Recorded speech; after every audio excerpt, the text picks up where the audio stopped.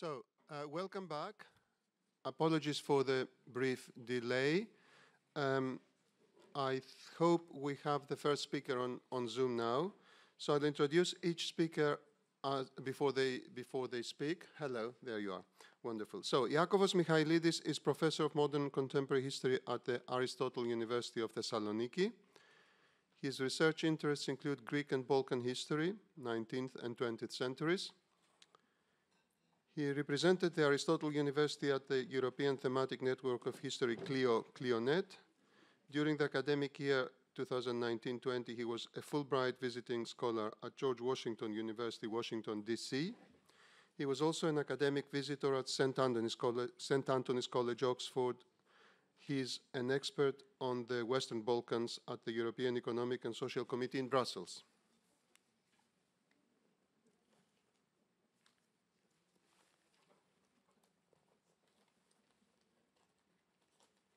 And this is his title.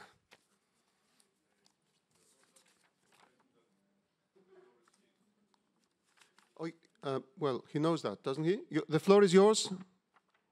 Okay, thank you, Mr. Chairman. Thank you, George. Can you hear me? Yes. Okay. Good morning, everybody. Firstly, I would like to apologize for not being able to join you in person this morning.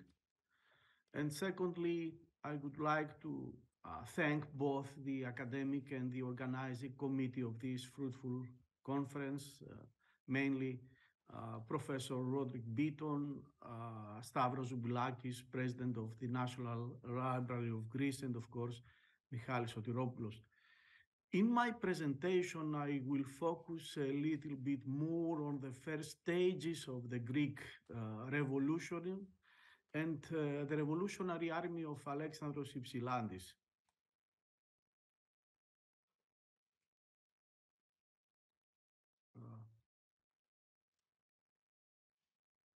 So the Greek Revolution was organized by the Philhellenism, the Friendly Society, a secret organization that was formed in 1814 in Odessa in southern Russia, and quickly spread to various areas of the enslaved and diaspora Greek communities.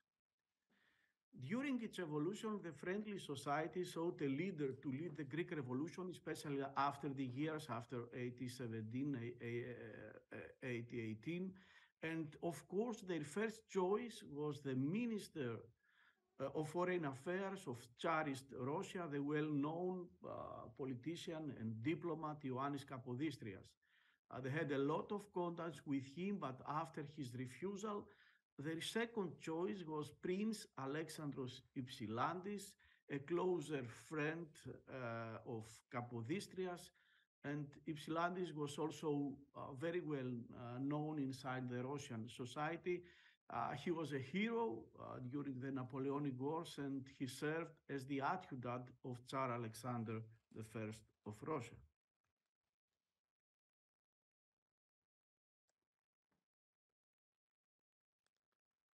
Despite Kapodistrias, Ypsilantis enthusiastically accepted the proposal by the Philhellenism, and from April 1820, he immediately began his plans, and he made a lot of contacts with other prominent members of the Philhellenism and the Greek community in Odessa and generally in Russia in order to organize the Greek Revolution. These discussions lasted almost 10 months, from the April 1820 till February 1821.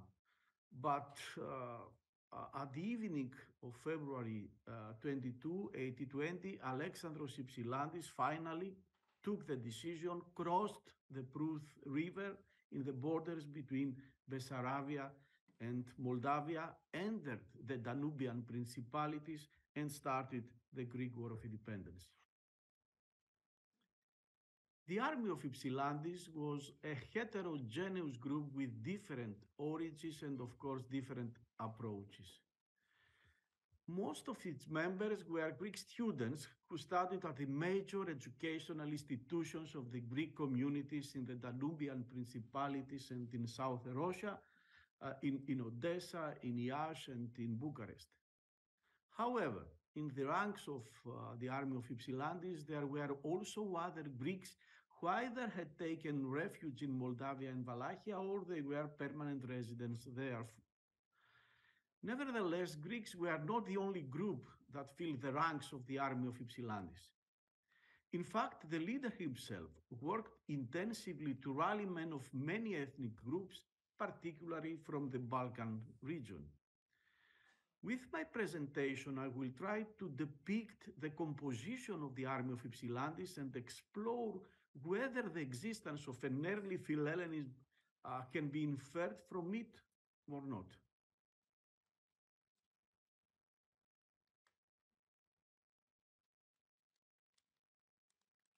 According to the general plan, the famous Σχέδιον Γενικών, the most elaborate plan of the friendly society for the organizational goals of the Greek Revolution, the basic requirement for the success of the Greek Revolution was the involvement of as many Balkan peoples as possible.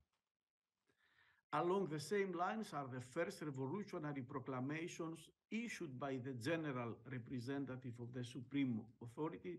This was the title of Alexandros Ypsilantis, Γενικός Επίτροπος της Αρχής, and these proclamations were issued by his first headquarters in Iași, in Moldavia.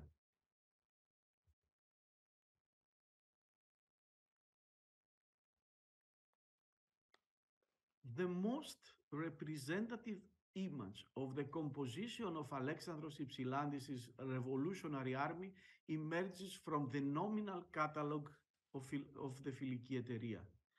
This catalogue was compiled by the Russian authorities in Bessarabia on July 14, 1821, after the failure of the revolutionary movement in the Danubian principalities. It includes information about approximately 1,000 individuals who followed Alexandros Ypsilantis in his undertaking, who after the destruction at Dragatsani in June 1821, they escaped on Russian soil where they were arrested by the Russian authorities and they were imprisoned.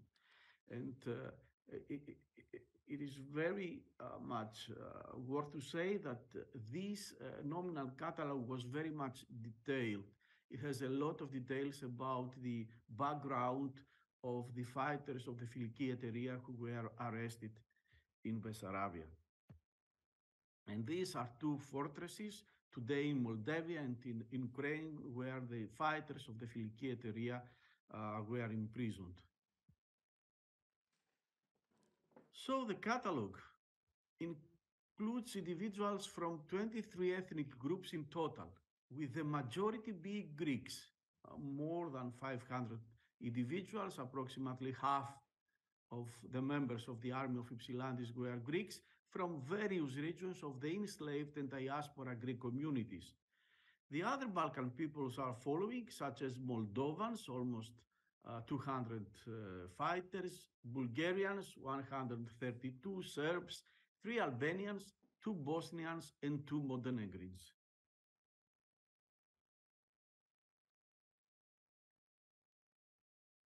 The participation of the Balkan peoples in the revolutionary undertaking of the Φιλική Εταιρεία, which amounted to almost 40%, a huge percentage, is considered normal for several reasons, with the most prominent being the efforts of the friendly society leaders to incite a general Balkan revolution. Although Ypsilantis' priority was to mobilize Greeks to liberate Greece, a general upheaval in the Balkans, especially in Serbia, was desirable. A potential Balkan uprising was also highly popular since it was in accordance with the Balkan revolutionary dream of Rigas Velenstilis, which still was vivid among the Balkan people. To achieve this, the leaders of Φιλική Εταιρεία came into contact with significant personalities in the Balkans, such as the native Romanian boyar, Tudor Vladimirescu, you can see it in the PowerPoint, and the Serbians, George Petrovic, the famous Karageorge, and Milos Obrenovic. However, Besides Greeks and the other Balkans, individuals from other ethnic groups such as Poles, Russians, Hungarians, Italians, Germans, French, and Spaniards are also identified in the army of Ypsilantis. Their number is not large, but it is worth focusing a little more on them. And in this table, you can see the ethnic origin of the other members of the army of Ypsilantis. So we have Ukrainians, Micro-Russians is the name, is the title, is their title in the original document. Poles, Megalo-Russians, Russians, Hungarians, Germans, Italians, French, and Spaniards. So, how can we understand the multi-ethnic composition of the revolutionary army of the friendly society? Can it be considered as an indication of Philhellenism, or should the causes be sought elsewhere? To answer that question, let's focus a little bit more on the social composition of this group. According to the available sources, and these sources are today kept in the national archives in Ukraine, in Odessa, of course, all of them are in part of the former Russian archives. Most of the Ukrainians and Russians were serfs or servants of various landowners in the region. Germans, Poles, and Hungarians had the same social status as them. In contrast, the three Frenchmen, a sailor, a lithographer, and a perfume maker, were apparently convinced to participate in the revolutionary project by their Greek friends.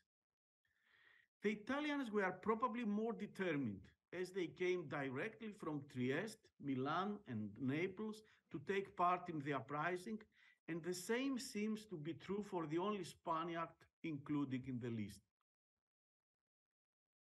The above data allows us, as I believe, to make certain considerations and remarks about the motivations behind participation in the revolutionary army of Alexandros Ypsilantis. I think that we should approach developments in the Danubian principalities primarily through the perspective provoked by the social fermentations that multiple revolutions in various European regions, mainly of course in Southern Europe, caused in the early 19th century. The participation of other Balkan peoples in Ypsilantis' army could be mainly explained as a demonstration against Ottoman despotism and, of course, as an opportunity to improve their social and economic status.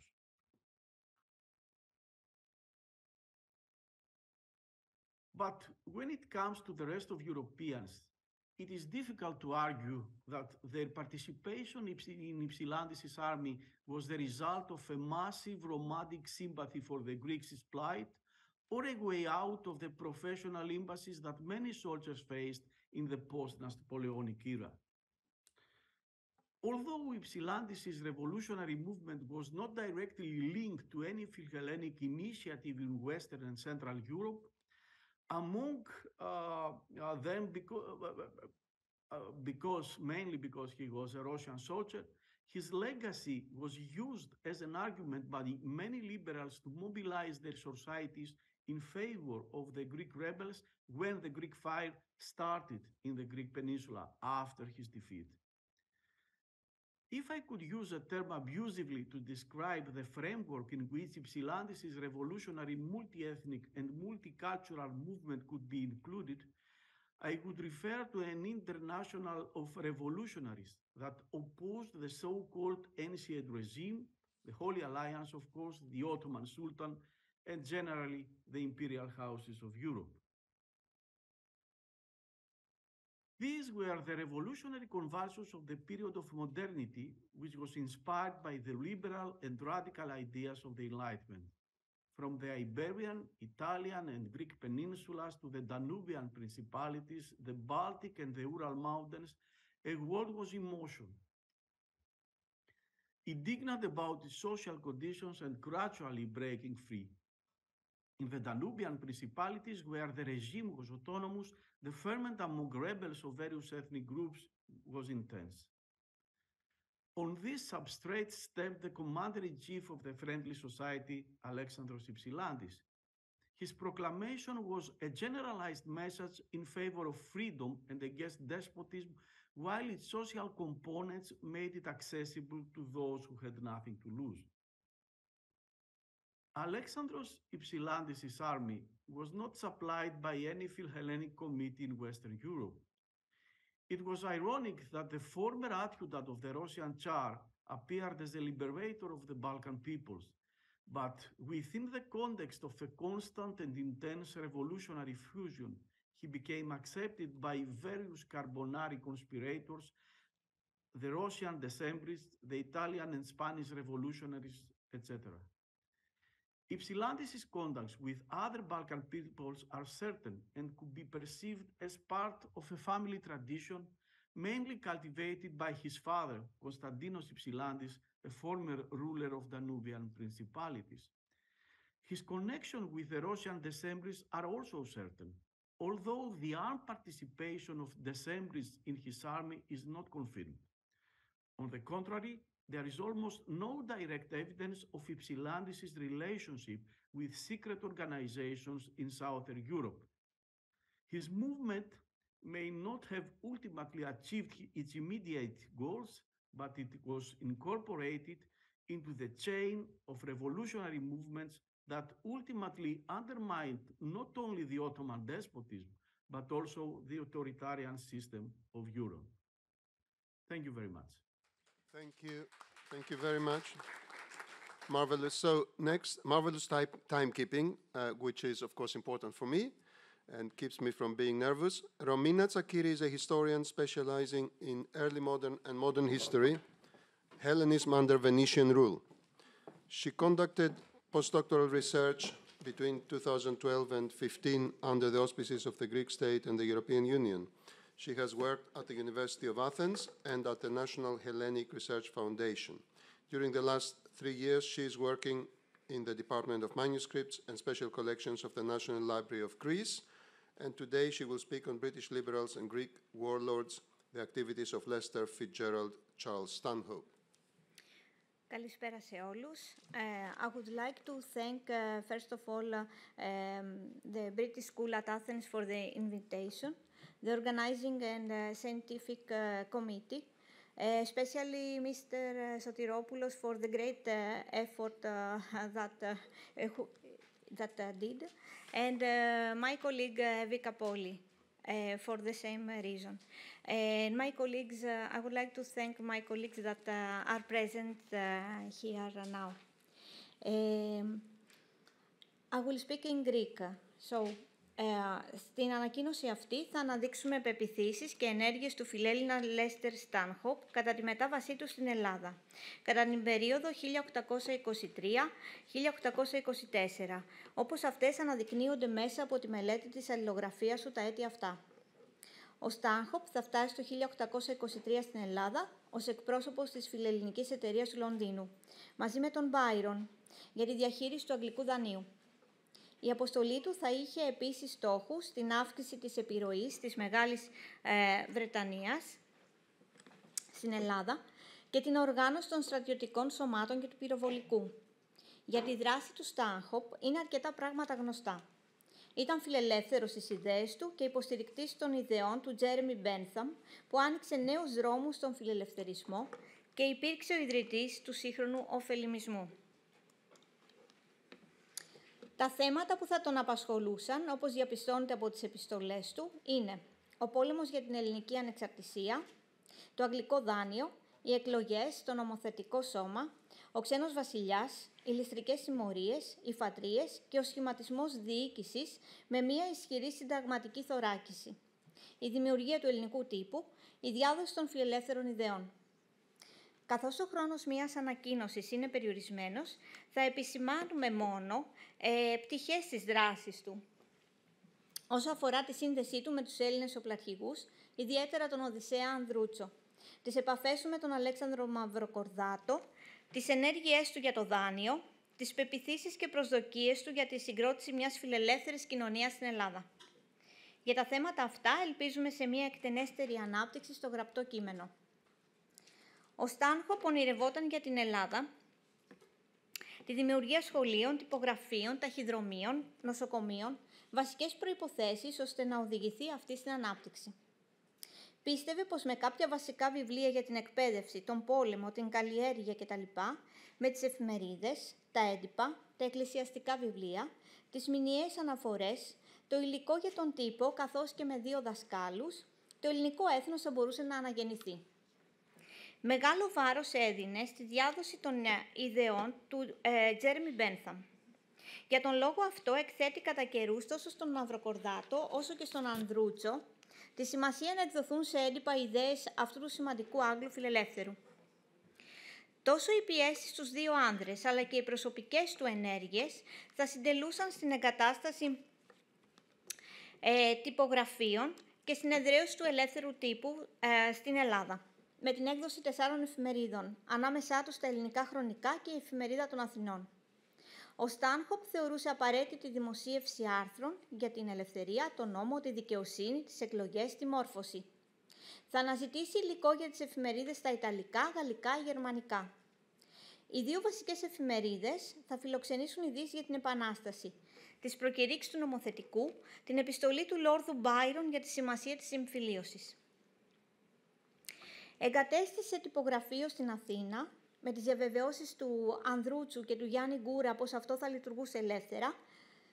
Σύμφωνα με τον ίδιο, ο ελεύθερος τύπος της Αθήνας θα είχε ως μότο «Η δημοσιότητα είναι η ψυχή της δικαιοσύνης». Δεν θα διστάσει να αντιπαρατεθεί στον Μπάιρον στην υπεράσπιση των φιλελεύθερων ιδεών του, κυρίως όσο αφορά την ελευθερία του τύπου και των προσδοκιών του για το ελληνικό κράτος. Είναι χαρακτηριστικά όσο θα του επευθύνει ο Μπάιρον με μάλλον ειρωνικό ύφος, σε μια πιο ελεύθερη απόδοση, θα το μεταφέρω. Είναι αρκετά παράξενο,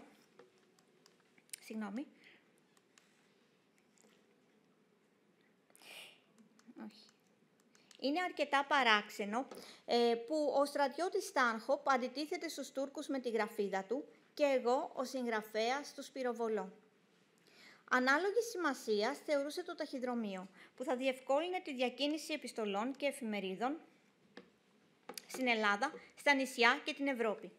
Πράγματι, οι επιστολές τόσο του ίδιου όσο και άλλων, Ελλήνων και ξένων, θα κυκλοφορήσουν στο εσωτερικό και στο εξωτερικό μέσω του νεοειδρυθέντος ταχυδρομείου, ενώ κάποιες από αυτές θα εκδοθούν στα ελληνικά χρονικά.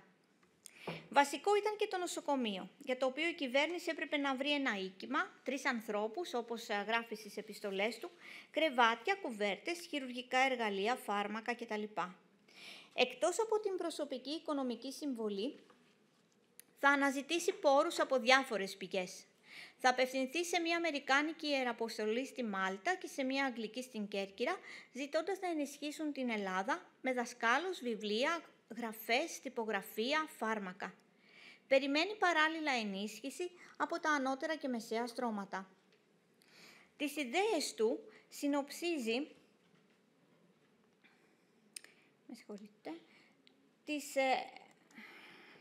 Με συγχωρείτε λίγο για τις διαφάνειες.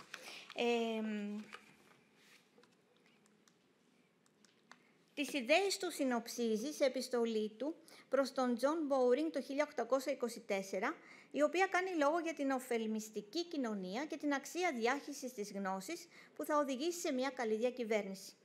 Για τον Στάνχοπ, μια τέτοια κοινωνία ήταν το ζητούμενο, με ένα καλό σώμα αντιπροσώπων, καλούς επάρχους, δικαστές και συγγραφείς. Στο σημείο αυτό θα επισημάνουμε πως η Επανάσταση παίρνει διαφορετική πορεία χρόνο με το χρόνο. Τα πρώτα χρόνια του αγώνα υπήρχε μια σφοδρή αντιπαράθεση των πολιτικών με τους πολεμιστές. Ο Στάνχοπ περιγράφει το 1823. Η Ελλάδα ήταν χωρισμένη σε φατρίες που ακολουθούσαν τις 2 μεγάλες ομάδες. Από τη μία τάσσονταν ο Μαυροκορδάτος, τα νησιά, μια μεγάλη μερίδα του νομοθετικού σώματος, των προεστών και του λαού. Από την άλλη, ο Δημήτριος Υψηλάντης, ο Θεόδωρος Κολοκοτρώνης, ο Πετρόμπεης Μαυρομιχάλης και το κύριο σώμα των στρατιωτών. Ο Ανδρούτσος προτιμούσε την ουδετερότητα, αλλά έτεινε προς τη δεύτερη ομάδα.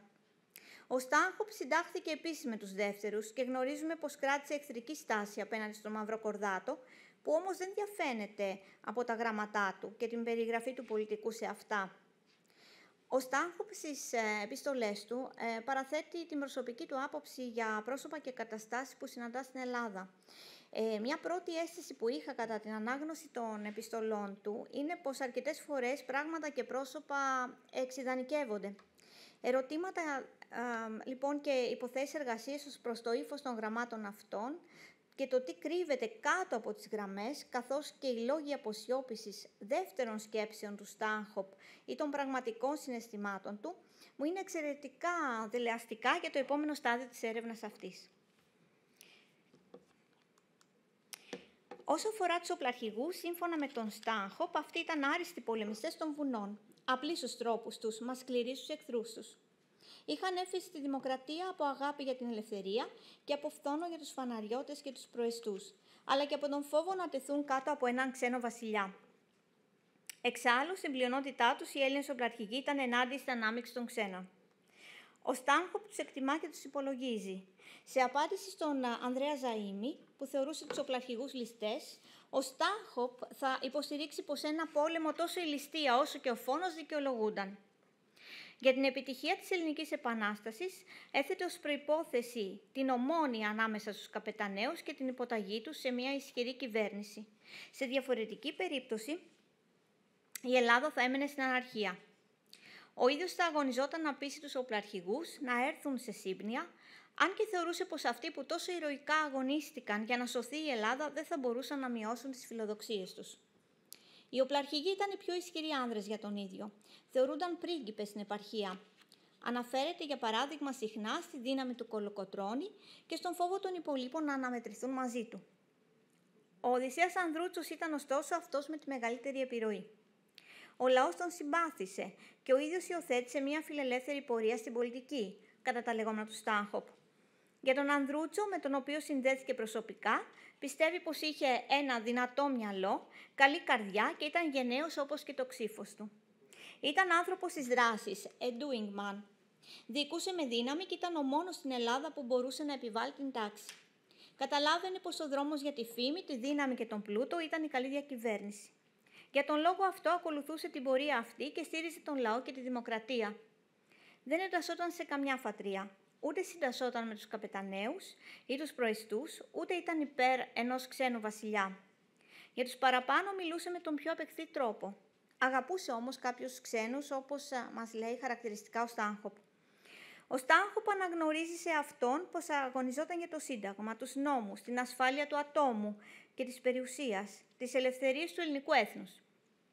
Όπως δηλώνει, για αυτή του την ευγενική πορεία, πίστευε πως θα εξυμνηθεί από τον λαό ως σωτήρας της Ελλάδας.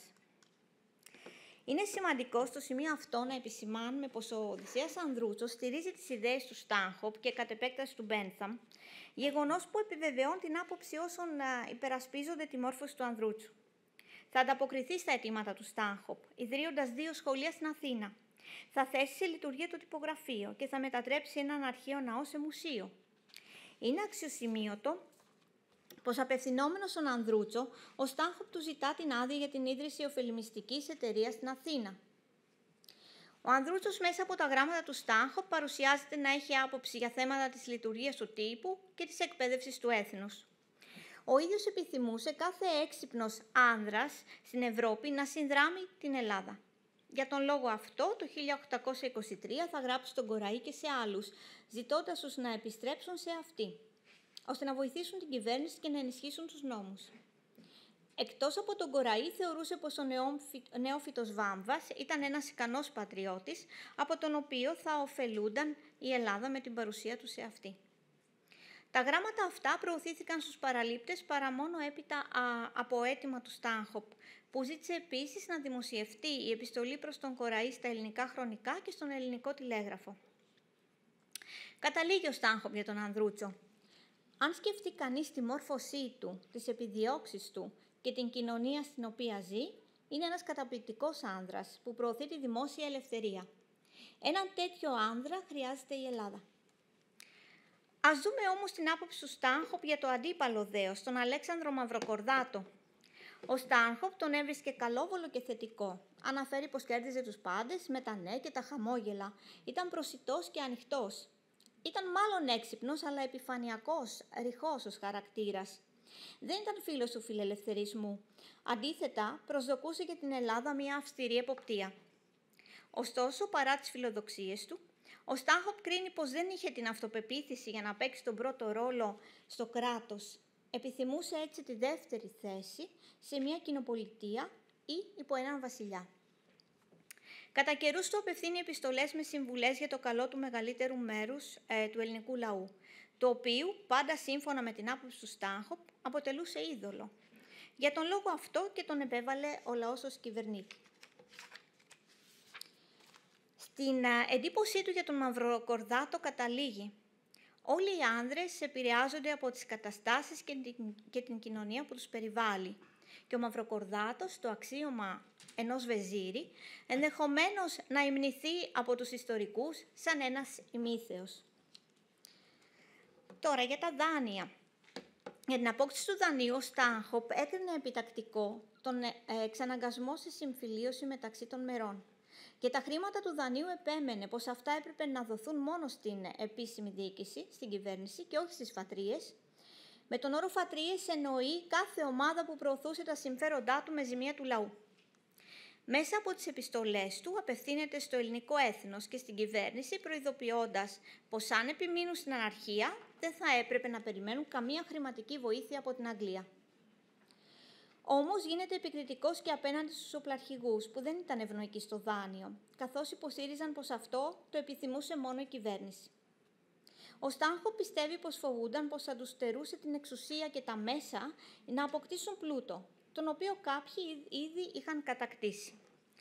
Την ίδια στιγμή ο Στάνχοπ θα προειδοποιήσει την Αγγλία για την κακοδιαχείριση των χρημάτων του αγγλικού δανείου και τις προσπάθειες καταχρήσεων και κερδοσκοπίας, ακόμη και από στελέχη του Φιλελληνικού Κομιτάτου. Δεν είναι τυχαίο πως θα ανακληθεί το 1824 στην Αγγλία από τον Υπουργό των Εξωτερικών Γεώργιο Κάνινγκ προς ανακούφιση των Ελλήνων πολιτικών της αγγλικής κυβέρνησης και των διαχειριστών και αποδεκτών των χρημάτων. Ωστόσο, το σκάνδαλο θα οδηγήσει σε σταδιακή παρακμή το Κομιτάτο. Σύμφωνα με μαρτυρίες, το 1825, το κύμα συμπάθειας προς τα ελληνικά πράγματα στην Αγγλία όχι μόνο θα σβήσει, αλλά θα αγγίξει τα όρια της παγερής αδιαφορίας.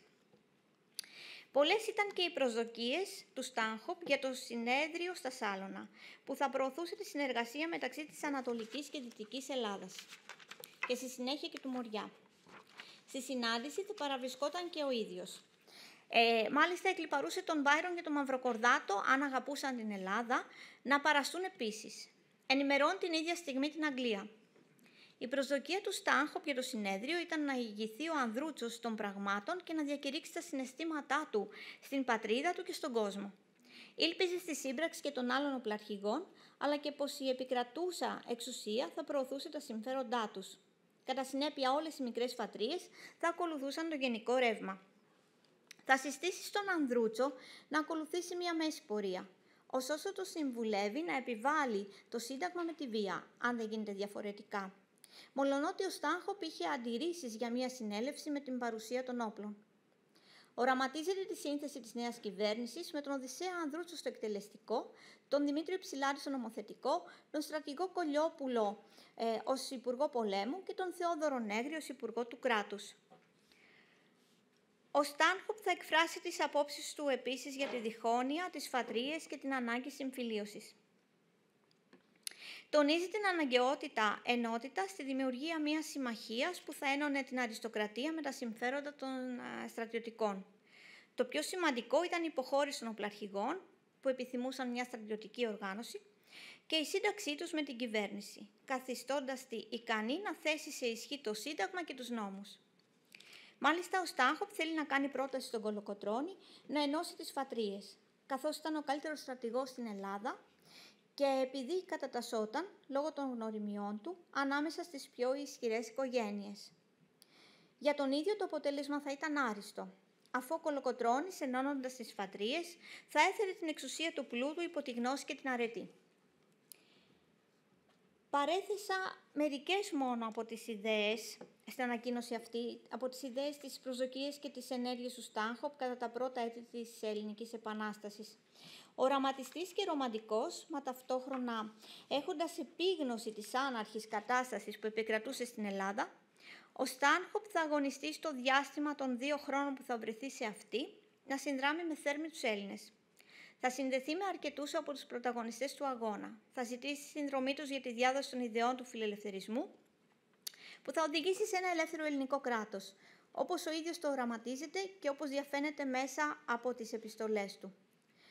Ο ίδιος θα αγωνιστεί με ιδιαίτερο ζήλο, ακόμη και με τα δικά του πενιχρά οικονομικά μέσα, για την πραγματοποίηση όσων θεωρεί σημαντικά για την επιτυχία της Επανάστασης και την ευημερία του ελληνικού έθνους. Θα υποστηρίξει με θέρμη τους οπλαρχηγούς, κυρίως στο πρόσωπο του Οδυσσέα Ανδρούτσου, και δεν θα μείνει αμέτωχος στη διαμάχη τους με τους πολιτικούς, με επιστολές, επαφές, συνεννοήσεις και ενέργειες. Ανάλογο αγώνα θα κάνει, ώστε να μπορέσει το δάνειο να φτάσει στα σωστά πρόσωπα και να διατεθεί για τις ανάγκες του αγώνα. Ο ίδιος ισχυριζόταν πως δεν ήταν ούτε Έλληνας ούτε φιλέλληνας, καθώς δεν ανήκε σε καμία φατρία.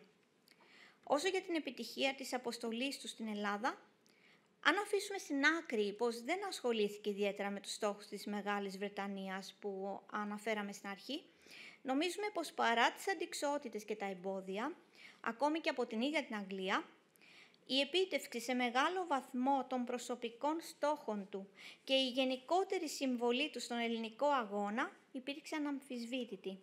Σας ευχαριστώ πολύ. Θα ήθελα να αφιερώσω αυτήν την ανακοίνωση στην μνήμη του μακαριστού, του αγαπημένου μας διευθυντή, που έφυγε νωρίς, του Φίλιππου Τσιμπόγλου. Ευχαριστώ πολύ. Ευχαριστούμε πολύ. Thank you very much, Dr. Τσακίρη. It was quite a pleasure for me to see old Jeremy there. Now we move to, one has to see him every day at UCL, in the old cloister, in the South Cloisters it used to be. Now he's moved to another building, even more prominently. Τζώρτζης Οικονόμου is Associate Professor of Italian at the University of Stockholm. Maurizio tells me his Italian is more than impeccable. He completed his PhD in Italian Studies and Philology in 2006 at the University Ca' Foscari in Venice, with a thesis on the intellectual figure Niccolò Tomaseo and his writings on Greece and the Greek language. Most of his scientific contributions regard the literary, linguistic, and political writings of Tomaseo, and the most important related publication is the critical edition of the Supplizio di uno Italiano in Corfu, 2008. He has also published on the literary production in Italian, by Ionian Greeks, while his most recent studies have explored the literary limitations of the Divine Comedy of Dante. A book on visionary Italian poetry is forthcoming in 2024. And he's going to speak on reading about the revolution, the Telegrafo, Greco, and European newspapers. Thank you, Professor Varaxakis. I have a small problem. My computer keeps falling down, so I hope I will be able to address you without having any accidents. I want to thank the organizing committee, and especially to Michalis Sotiropoulos for accepting my paper. And my speech will focus on the newspaper Telegrafo Greco, published in Etmesolungi between 1824 and 1825. It is primarily an Italian newspaper.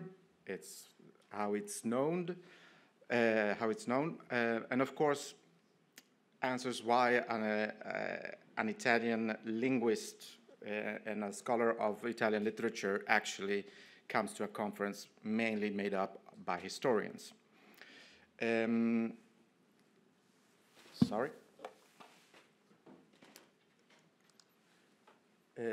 This is an ongoing project, a project that I began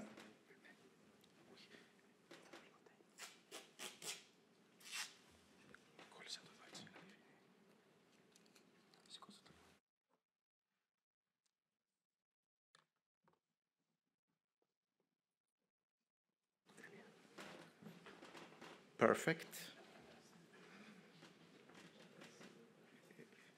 duct tape solves everything. This is a project that has been going on that I had to interrupt on several occasions. Therefore I call it the never-ending project. It has halted many times due to especially academic responsibilities and unfortunately a long period of illness.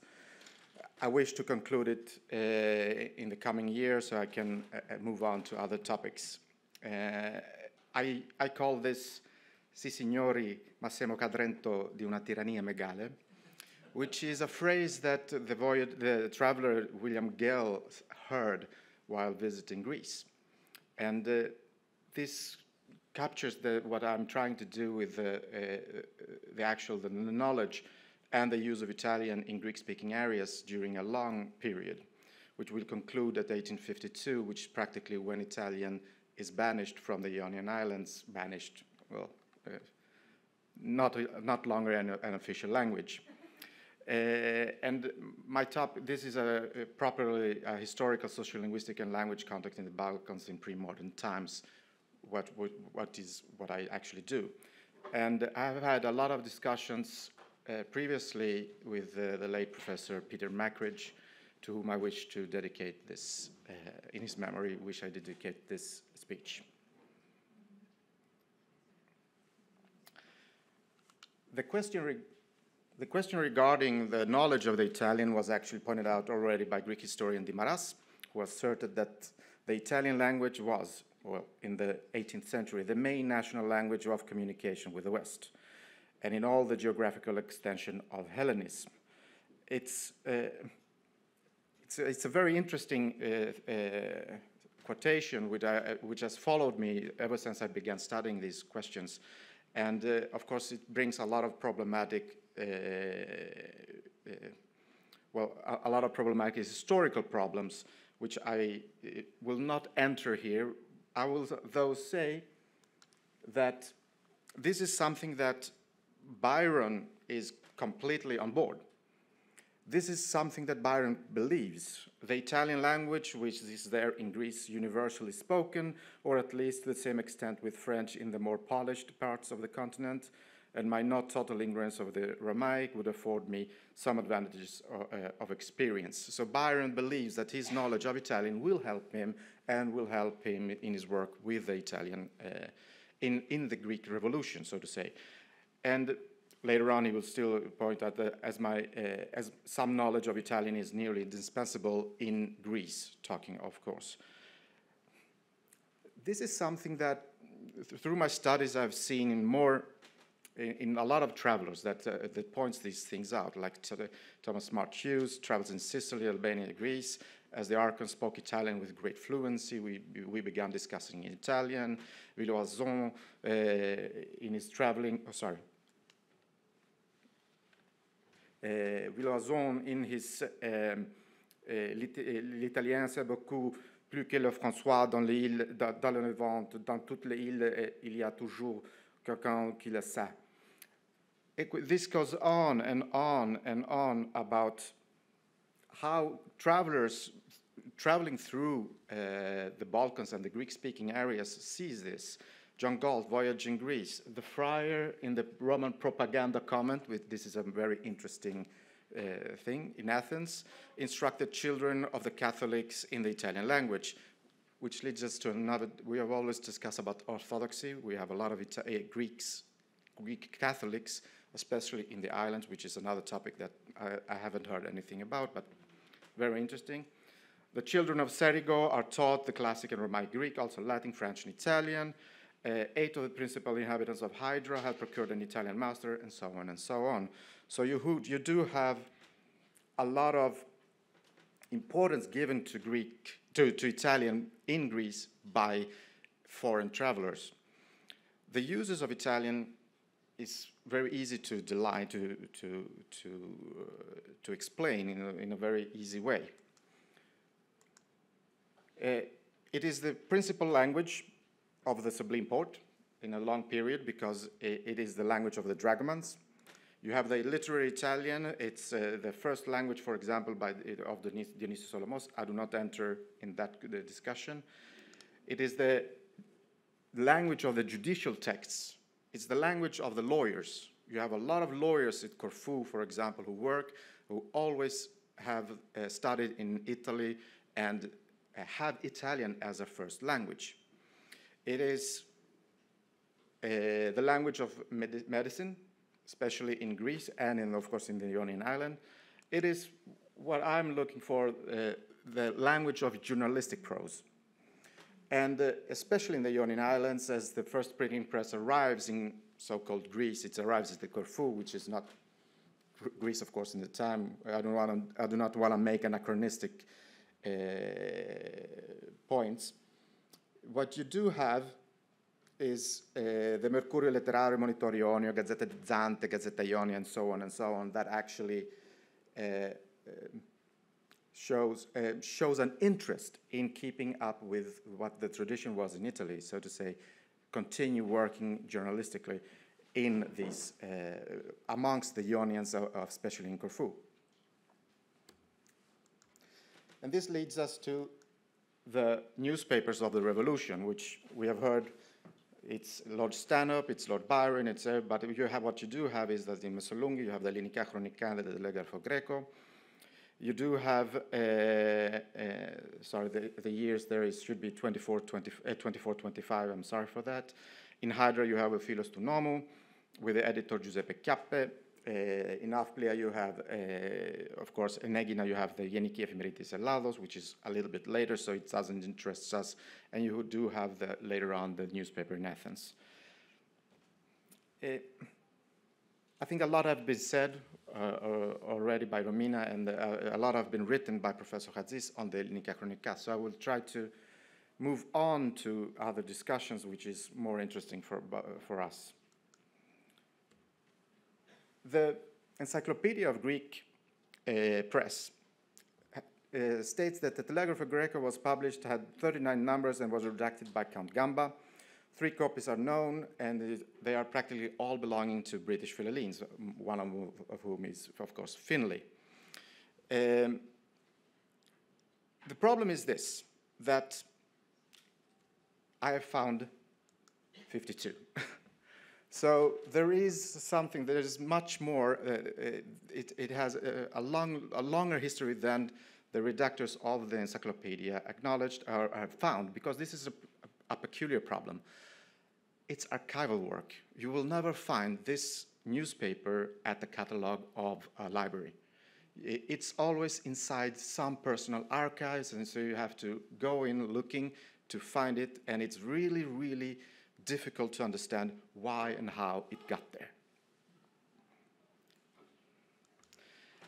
I will not even enter into the question that regards the personnel, because we have already talked by Professor Katsiris, and about Lord Stanhope, Lord Byron, Pietro Gamba, the work of Alexandros Motokorvatos. I need to say something about Meyer, who, of course, is the person who works with the newspaper. I will show you also. And the question that I always had is the medic of Byron, Francesco Bruno. Did he participate? Because, of course, he is in the journal. He's quoted in the journal, so it's very interesting to see if he actually participated. The problem is, of course, that both Gamba and Bruno leaves with the body of Byron. So when they have left, what happens with his journal? Who is continuing working? Because if Gamba is practically the editor of this journal, when he leaves in May of 24 with the body of Byron, what happens with the journal? And this is a question that I have not been able to answer quite, because you cannot see who is working actually with the journal. Gamba is one who says practically that for the Chronicle was set up under the direction of Colonel Stanhope, but all the expense was of the lordship. So you see that who controls the journal, so to say, is acknowledged. And if Byron actually paid for the first publications, it's very probable, but you have to ask yourself who paid after Byron's death all the expenses for this journal. And this continues, especially with in other information when I look into travel, what the purpose of this journal is. For example, in Kennedy, you can see what Gamba's writing to him. I will quote on you the smallest part. Exact information of the state of things in Greece to the nations of Europe. So is this a Philhellenic paper? And that's a major problem. It's a big problem that I cannot solve because the information that is in the newspaper is very, very particular. And how it is perceived by other persons that are not, like, for example, George Waddington, a visit to Greece in 2324, a Greek telegraph, is a polyglot, and it is written with moderation and contain rather more truth than it is usually published respecting the affairs of Greece, and so on and so on. And, sorry. Byron expresses also an interest in publishing, of course, and wanting to have prototypes. And he says this clearly: we will need Italian translations of the Greek texts that are published. The problem is, of course, that when you start reading the Telegrafo, you see that the translations to Italian are very few. Small detail: this is the announcement in the Ελληνικά Χρονικά, where they said that where they say that the journal is going to be published. It is very interesting to see that it revolves, of course, to a public in Greece, but a very interesting discussion is about the motto. I'm not going to tire you because I have a lot to say in a little time. When you look on the motto and you see the prospects, because there are two prospects, and the one in Italian has a date previous than the British one. And if you read the Italian prospect, you will see that it's different from the English one. So first they published the Italian prospect, and then they published the English one, because in the meantime, and you can't read it from the image, I'm very sorry, but the line that says simply this, that in the Italian text it says like, the world, our country, and doing good, our religion, which is something that Byron wanted to, that Stanhope wanted to have in the journal, and this was not perceived very well, so they changed it to a much more moderate, so to say, quotation by Homer. Giove toglie metà di ogni virtute all'uomo nel dì che li lega in servitude, which is in per se a translation by a Greek-Italian there. This is nothing, Italians, I have not found any Italian translations that has these two verses like this.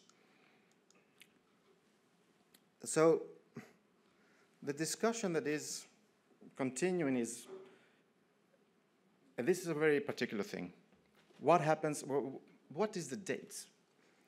Because the first date of the Telegrafo Greco is on March 20th. And you see, what you see here is that on March 11 it says that we have published the Telegrafo. So one big problem is, of course, between the so-called Julian dates and the Gregorian dates. What happens when they publish and what they are discussing, which is very difficult to understand how they are working and how they are quoting and which text is previous than the other, because many texts that appear on the Greek chronicles appear also in the Telegrafo Greco. So this is a question that I have been dealing with, and the copy that I found that is now in the archives of the Vatican Library. It has a great voyage, but it's probably been to Perugia, first, and then afterwards in the archives of the Vatican Library. Lacks the first number, so the first number never arrived, but they do have the rest of the 51. So it's easy to see and to read everything that is written in this paper. I want to say a little things actually about the contents. because it's not on my, it's interesting to compare the Ελληνικά Χρονικά and the Telegrafo Greco, but I will leave it because I think we are more interested in a very different topic. And for example, the death of Byron is a very interesting, it's the most famous number. It's published 2 days earlier, the notice is published 2 days earlier in the Ελληνικά Χρονικά and 2 days afterwards in the Telegrafo Greco. So what you do have is, of course, the eulogies and necrologies and there is some particular attention to, I will go on, sorry. So I will miss, if anybody is very interested, we can discuss. It's the traces of Byron.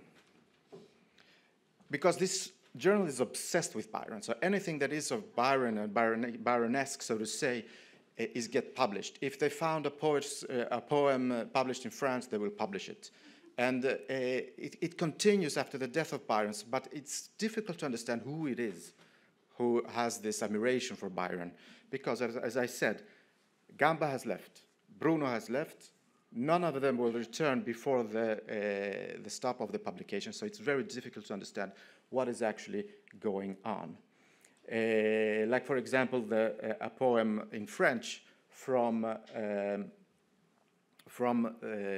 French newspaper that arrived in Messolonghi. We also heard about the letters of Andruzzo, which Stanhope wanted to publish. We have a lot of internal debates that one of the editors go into discussing what other newspapers, especially the Gazette Francoforte, are writing about the Greek Revolution. So you get a lot of interest to understand that this is not a Philhellenic paper. It is not meant for, it's almost like it is for internal use.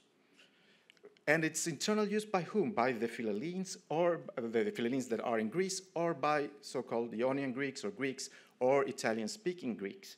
So this is something that I will elaborate later on. It gets interesting when the journal begins quoting other journals. And it is, for example, the Galignani's Messenger. It's an British newspaper published in France. And I have not found the quotation of the Telegrafo in the Galignani's Messenger. They talk little about Greece, not so much. But apparently, it arrives in Greece because they are reading it. They don't quote another newspaper. They are quoting, so to say, directly from the Galignani's Messenger. Another particular thing is, for example, the republication of an article appeared in the most Philhellenic newspaper of Italy, the Antologia.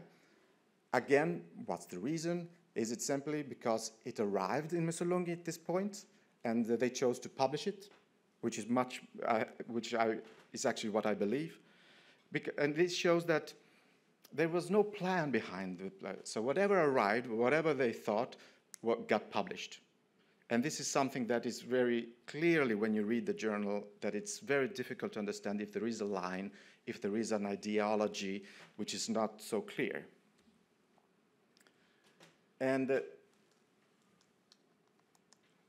another thing is that some poems get published, and this is something that I've got a lot of problems to find, because if you Google the first verse of this text, which I don't know if you can see, the blue-eyed German, naked and forlorn, please do not Google this. It will show up some very different things than what you are looking for.